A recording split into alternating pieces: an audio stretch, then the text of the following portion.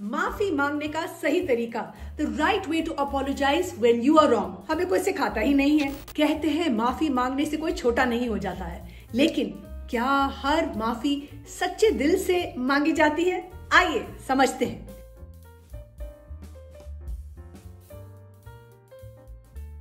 आज मैं आपको एक कहानी सुनाने वाली हूं जो माफी के सही मायने और सही तरीके को समझने में आपकी बहुत सारी मदद करेगा।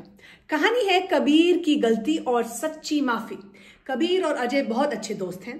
स्कूल के बाद दोनों हमेशा साथ क्रिकेट खेलते हैं, अपने साथ एक दूसरे के साथ रहते हैं, साथ में खाते हैं, खेलते हैं, पीते हैं और हर छोटी बड़ी बात एक दूसरे से शेयर करते हैं। लेकिन एक दिन कुछ ऐसा हुआ जिसमें उनकी दोस्ती में थोड़ी सी दरार आ गई। क्यों आई? गलती क्या थी? हुआ ये कि कबीर को गुस्से में आकर अजय पर कुछ ऐसा उसने कह दिया जो उसको बहुत दुख उससे बहुत दुख हुआ और अजय चुपचाप वहां से चला गया। लेकिन कबीर ने उस समय ये समझने की कोशिश ही नहीं करी कि उसने ऐसी क्या गलती कर ली है। दूसरे दिन जब कबीर ने अजय से माफी मांगी तो उनमें बस एक बहस सी हो गई। सॉरी यार, तू इतना नाराज क्यों हो रहा है? मैंने तो मजाक ही किया था। लेकिन अजय ने कोई जवाब नहीं दिया और चुपचाप वहां से चला गया। क्या आपको लगता है कि ये माफी सच्चे दिल से करी गई थी? और यही तो हमारी सबसे बड़ी गलती है। हम माफी मांग तो लेते हैं लेकिन सही तरीके से नहीं मांगते हैं। तो क्या आपको ये लगता है कि ये माफी एक अच्छी तरीके से हो सकती थी? जब कबीर को समझ में आया कि कुछ सही नहीं हो रहा है, उसने अजय की नाराजगी महसूस करनी शुरू करी और उसे हर अपनी गलती पर उसने ध्यान करना शुरू करा। उसने सोचा। सच्ची माफी मांगने के क्या है 3 सिंपल आसान स्टेप्स मैं आपके लिए पेश करना चाहूंगी। अगले दिन कबीर ने 3 चीजों पर ध्यान रखा जो हर किसी को माफी मांगते समय याद रखनी चाहिए। ये मेरे लिए भी है। अपनी गलती को सबसे पहले स्वीकार करें। Accept your responsibility. कबीर ने अजय से कहा, अजय, मैंने जो कहा था वो बहुत गलत था। मुझे अपनी गलती पर एहसास है और मुझे बुरा लग रहा है। दूसरा, अपने शब्दों या कर्म से हुई चोट को समझें। Acknowledge the impact that your words have had on the other person.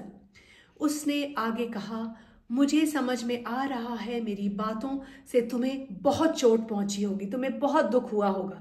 मैं ये नहीं चाहता हूं कि हमारी दोस्ती में दरार आए, लेकिन मैंने अनुभव किया है कि जो मैंने कहा है तुमको वो गलत है और अनजाने में मुझसे ये चूक हो गई है।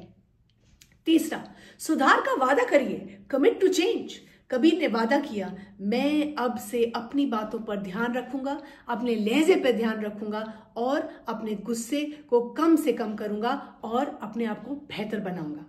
सोचिए ये कितने इजी स्टेप्स हैं और इससे आपकी जो गलती है दूसरा इंसान उसको दोनों हाथों से स्वीकार करेंगे।